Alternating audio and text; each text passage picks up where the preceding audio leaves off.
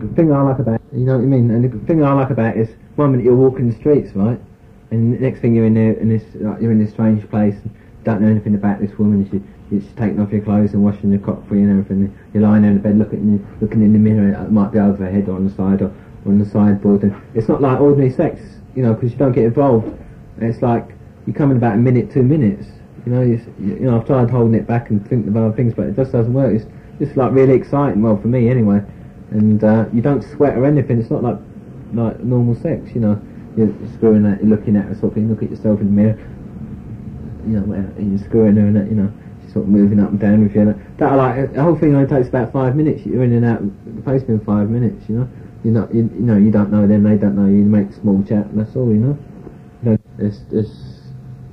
Usually you have to go up to the stairs. Usually it's like a bell downstairs. It just might say a name like Monique or something, or someone's like signed French model or new model, young model upstairs, whatever. You go up to ring the bell and they come to the door. And they say yes, and you go, how much is it? And they go, you know, whatever. Usually it's £10. Sometimes it might be 15. Some like it's like 10 with a rubber, 15 without, or something like that. But usually it's like £10 without a rubber, right? And it's what they call short time. It's 5 minutes. That's all you get, 5 minutes. Sometimes you see them, if they're not free, usually they're just in the background, but if they're like busy, you don't see them, you know what I mean? Sometimes you have to wait, and that's usually a bit more exciting, because you think to yourself, you know, who's there before, that sort of thing, you know, it might be some big black man or something, or some Pakistani or something like that. Usually that's more exciting, but like, you don't hand out money until you actually go in the bedroom. You have to give it to a prostitute. She goes out while you're getting dressed, gives it to a man and comes back, and by that time she's ready to wash the cock, that sort of thing. Usually I just take pot luck, because it doesn't really matter what they look like or anything anyway, because I find the older ones are the best anyway, like, you know. Like the young ones, it's like too much like you can get the young ones anyway, like you want the older ones, and the ones that are a bit more experienced, the 35, 40-year-olds. It's like two doors, one entrance to come in and one door to go out, so you never see the customer that's going out. So that's what makes it more exciting, you know. A bloke that took 10 minutes and might have had the whip or something like that, or whatever, because you can pay extra if you've got all these kinks, you know, being whipped or tied up or spat on or pissed on or whatever you're into, you know. I mean, obviously it's a bit unusual for young blokes. I think they sort of enjoy it more with young blokes, because sure they don't really enjoy it with the old blokes, you know. It takes them like 10 minutes to come, and most of them are French, or they put on a French accent. Most of them are actually French, you know. How are you, my baby? That sort of thing. Have you got the money? £10? Thank you. They take £10. Have you got a pound tip for the? Have you got the tip for the maid? Usually sort of give them a pound, that sort of thing. So I said, you can undress and leave your clothes on the chair. So you get undressed, leave your clothes on the chair. By the time they come in, you know, sort of naked, usually got sort of semi-hard on. Then they sort of go up to the sink and sort of fill the sink up with like soapy water. Some put sort of a little bit of Dettol in the water, which sort of stings the cock a little bit, but it's actually not too bad. So they get, and obviously like they sort of get it and squeeze it, and that sort of make sure they haven't got, you know, syphilis or something. And then they sort of, obviously once they start like washing it, and it gets a bit hard, you know what I mean? So by the time they do that and they dry it for you, and they say, you know, go and lie in the bed, it's usually sort of out of tension, you know. So you usually go and lie in the bed sort of thing, and like that, and then they sort of like start wanking off a little bit, and then they usually give the old gobble, you know. And then like after about a minute, when you're sort of usually ready, they usually ask you if you're ready. Then usually you have to get on top of them. Sometimes they get on top of you, but usually you have to get on top of them. And you know, they also guide it in and that, and just you're away. You know, it takes about 2 minutes at the most. And then when you come your load, they get a towel and sort of wipe some of it out. Another thing is like some of them don't mind you grabbing their tits or anything, but a lot of them don't like it for some reason. You know, I say, you know, if you're going to go be kind, you know, mind my nipples. So a lot of them seem to have sensitive nipples for some reason. I don't know why that is, you know. A lot of them don't like it, but actually it's better just to look and to sort of just look at the tits. And you can look at the cunt and you look at yourself in the mirror, look at it going in and out. And you sort of thing, you know, most of them sort of move down on you or wrap their legs around you or something, you know what I mean? They've always got like sort of little outfits on, little knickers and panties, or like a baby doll thing or something. Some wear suspenders and black stockings, some don't. Some keep the suspenders on and that. I like the ones that keep the suspenders down and their high heels on. I like that, you know. If they keep that on, that sort of turns me on, you know. I like that. Some don't, you know, but I prefer them if they're wearing their black stockings and high heels to keep them on. And some keep a sort of bra on a half cup thing, and some they don't like you to take the tits out or something. They're all different, you know. Some are completely naked. It just depends, you know. So the only thing is like usually you can see their teeth, but they sort of cross their legs. They don't like you. Usually I get them to up or do that for badness. I get them to up in their legs because I know I don't like it, because I like to see the clit in it, you know. I like to sort of see what it's getting. That's why always look down to see what the clit's like, you know, sort of whether it's like sort of a long one, you know, sort of one of them ones, or whether it's one of them short ones and that, you know. I always like to see what it's like, you know. Leicester Square, she's really good, I must admit. She's like French. She's about 50, I must admit. A bit of thing with me is like, because I think I like the other women, because when I'm screwing the older prostitutes, it's a bit like screwing my mum. I get my own back on her, like the bad childhood thing and that, you know. I think that's why I like the older prostitutes, you know. But this French one, she's really good, you know, she's about 50, and she, you know, hello my darling, how are you, that sort of thing. It's really sort of sexy, the whole way she talks and that. And she's got a mirror on the sea, and that's really good, you know. And you get like, and she gives you the old gobble and that sort of. She gets on top, and she's really good, you know. She's got really good tits and that sort of thing. She's about 50, I must admit, but she's really good screw. And she gets on top, you know. Most of them don't say anything, sort of thing, you know. But this one, you know, she goes, "Yes, come on, you bastard, fuck me, you can spunk up me," all that sort of thing, you know. I think that's it. I go, yeah. You know, that's why with older women, a lot of them, you know, obviously they sort of tell you what they like and that. They, you know, you sort of squint and go, "Yeah, come on, big boy, spunk up my cunt," you know, all that sort of thing. Go, "You bastard," all that sort of thing. You know what I mean? The older women are into that, you know. I say because obviously they're more honest than that, you know. Yeah, I like, that's what my thing. I like most of the birds, you know. I like all different types, but I like most of the girls. I like them to be like dirty women or innocent ones, you know. I even like them to go, no. I like the young ones like to be a bit innocent. They go, no. I go, yeah, get their legs open, all that sort of thing. Or I like to go, yeah, go, take it, I'm going to spunk up you and all that sort of thing. You know what I mean? Or else I like the ones to be really dirty. I like the women to sort of say to me, yeah, come on, big boy, yeah, fuck me, all that sort of thing. You know, spunk up me, you bastard. So I'm really into like, I like talking dirty to them and all that, because obviously you sort of degrade them a bit in that, you know. And I like the ones, you know, I like the moaners and all that, because, you know, they'll say, yeah, do you like that, do you? All that sort of thing, you know what I mean? And like that one I screwed in the toilet, she was about 14 and that, and I got her upstairs now, I got her a cup of cokes, and I started kissing her and that, and I was grabbing her tits and that, and I got in the toilets now, I whipped all her clothes. My thing is like the perverse thing, as I was saying, like with these like, things like keeping my socks on, I whipped all her clothes off, and I kept all my clothes on. She grabbed my cock and went to stick it in. I said, no, hang on a minute. So I started fingering that, and I wanted to get a goal, but she couldn't get down because there was nothing. So she sat in the toilet, and I got to suck my cock in it, and I was like playing with her tits. Now I went to screw her. I went to try and stick it up from behind, like there wasn't enough room, and I got to bend over the thing, but I still couldn't get it in. So eventually it was really cramped, you know. But I was, you know, raining on the spot and that sort of thing. So what I got her to do was the toilet seat. There's like a ledge at the back. She sat, say that's the toilet seat here, right? She sat with her legs like that, and she sat on the ledge behind, right? You know, say that's the legs here, and I had to kneel on the toilet seat in between, right? And put my arms up on the thing like that, and so it was only about half in, you know. But I was going, it's like hurting my back and all that, you know. I come in about 3 minutes, you know, and she's down like, I go, do you like that, do you? She goes, yeah. She goes, I love it. She goes, I need as much sex as I can get. I'm going, oh yeah, that sort of thing. You know what I mean? I was like, it's like hurting my back and everything. So anyway, I come to my load. And as I'm coming out, I grabbed hold of the toilet pipe, pull myself off, and it's only plastic. I pulled the toilet pipe out, and all water coming out. I got rid of her because she wasn't the full shilling. You know what I mean? To get all these girls off the street in the summer, well, you know, about January and all that, we used to get all these birds off the street and get down to the toilet and all that sort of thing. But then we stopped it for a couple of months because, you know, we didn't bother to that. But I mean, most birds don't have orgasms anyway, or they faking that anyway. So I mean. But I mean, I'm not into like the half-hour screwing. My thing is I like 3 or 4 short ones. You know what I mean? But I like to do like 3 or 4 short ones. Say, you know, 3-4 minutes, 2-3-4 minutes in different positions. You know? Yeah. I come 3 or 4, 5 times. The record's 6 times in one night. And the quickest was twice in 3/4 an hour. That's for this married one that I was screwing when I was at Vauxhall.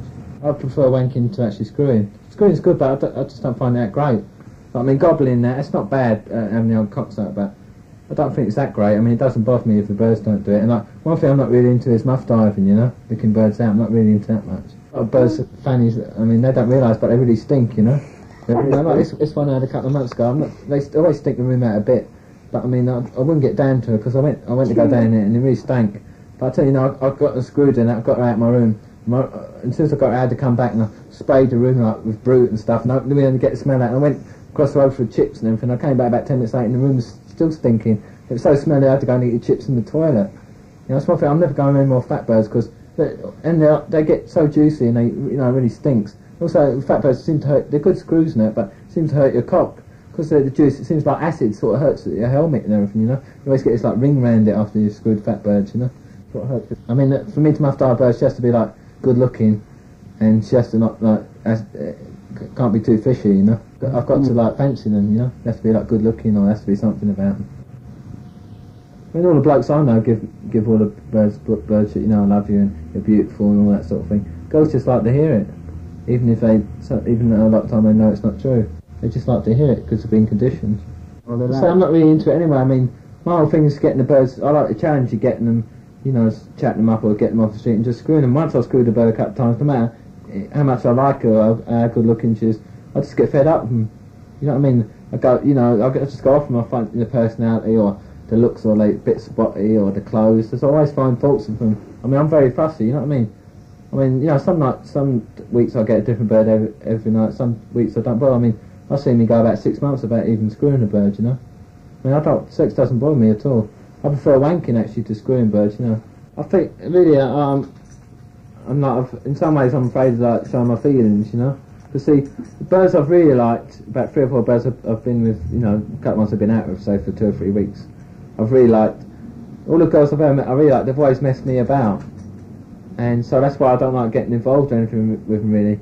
So the ones that I've got involved in the past that have messed me about have put me off other women, sort of thing. You know what I mean? Maybe that's it. Maybe I'm afraid of getting too involved with them. I couldn't get married and then have them divorce me or something like that. That would, I think, turn me gay or, you know, make me commit suicide or something. And I'm not romantic or anything. You know, I don't tell any of these women any fairy stories or, you know, I can't sort of say to them, isn't the moon nice tonight? And I mean, I'm pretty bad, I must admit. But you know, I'll never say to birds things like, "Oh, you look nice tonight," or things like that. I'm just not. I just can't say. I'm not one of those people. You know, I'm not romantic. And it's like I treat most of my women pretty rough. I find a lot of women like to be treated rough. You know, you sort of, you know, you fart in front of them and pick your nose and, you know, just talk to them sort of rough. You know, or in some cases slap them about. You know, I slapped a few women about. A lot of women just seem to like it, seems to turn them on. I mean, I've slapped a few girls about, usually because they've deserved it, but, you know, even one bird I used to slap about a bit a few years ago. I said to her one day, I said, you know, why? I said, you make me annoyed and make me do it. I said, why do you do it? She goes, because I like it, it turns me on. I find that a lot of girls like being, you know, sort of treated rough, you know, expect it from them, like they like a bloke to be macho and be the dominant one and all that sort of thing. They like to sort of beat him up now and again, give him a black eye. I mean, I know loads of girls that boyfriends beat them up and everything, and the birds won't leave them. You know, they've been going out for years, and they beat them up every weekend or whatever when they're drunk, and they always go back for more. You know, I don't mind slapping them about and that. But I usually only do it if they deserve it. You know, if they really wind me up or annoy me. You know what I mean? But I always treat most women a bit rough anyway. You know, and it's like I meet all these birds, and you know, I know loads of birds. Most birds I meet fancy me, but I say out of about 100 birds I meet, I'd only screw about 2. You know what I mean? Actually, I get a better kick out of not doing anything. I like and I think one of my things is the voyeurism thing. Not necessarily like watching it, but not doing anything, but being able to know that I can. I mean, most of the birds I meet, I know they fancy me or I could get me if I wanted to, but I don't want to. Because I can't be bothered. What's the point? You know what I mean? Most of them I just can't be bothered with, you know. But I get a real kick out of that, knowing that I could screw them that if I want to. But no, I don't have to, I don't want to. Most birds are just after blokes' money, how much money they got and if they've got a car and all that sort of thing, and if they can get engaged to them or married or whatever. I mean, there's probably nothing wrong with it, because I mean, a lot of girls are conditioned, you know, to get married and have the kids and all that sort of thing, but I mean, it's not what I want, it's not what I'm interested in. And I mean, what's the point of me marrying, you know, some ordinary housewife and having the mortgage and the kids and working, slaving away the rest of my life to keep some woman? Obviously, yeah, I'm talking about, I want to marry someone with money, right, when I'm about 30, about 45, with money, right? But, you know, she'd have to be talented as well, obviously compatible, obviously I'd have to like her, but she'd have to be like an actress, or a singer, or a dancer, or a poet, or she'd have to be talented, you know, to get on with me. You know, she'd have to have, like, you know, she'd have to be right, good looking, the suntan, all that sort of thing, you know what I mean? Couldn't just be money, but money would have to be part of it. So, I mean, you know, what's the point of me marrying some woman, you know, who's marrying me for my money, who's going to divorce me about 10 years later and take my kids and half my money, fortune, all that sort of thing, the Rod Stewart level. I'm really into kids now. I never used to like them much and that. The last couple of years I really got into them like an Ivanhoe. There was all these kids there, like school kids, you know, go to drama school, all these like 11-year-olds, about 10 girls and 5 boys, you know, and because I was one of the few adults that talked to them, they sort of adopted me as their sort of piper or something. They used to follow me about all over the film set, you know. And I used to have a great laugh with them. All these old blokes used to go, what are you talking to them for? I said, because I like kids. I said, they're a good laugh. The thing I like about young kids is that they're honest, you know. They tell you what they think, you know, mate, and all that sort of thing. You know, you say things like that. Yeah, it was this sort of Mark Lester one, the curly. I said, "You're a puff." I said, "Where's your handbag?" and all that sort of thing. He said, "I'm not a puff, you're a puff," and all that sort of thing. You know what I mean? And the girls, they're great. You know, it's really fun with the girls. All had this sort of crush on me. You know, like one of them. I tell you, one of them was really gorgeous. You know, I must admit it's a bit bad, but I was sort of playing up to her a bit. You know, she's only about 11. You know, and obviously like she's going to be like really good looking in about 3 or 4 years time. You know, so I was like sort of playing up to her a bit so that she'll remember me in about 3 or 4 years time when she's about 15, 16, you know.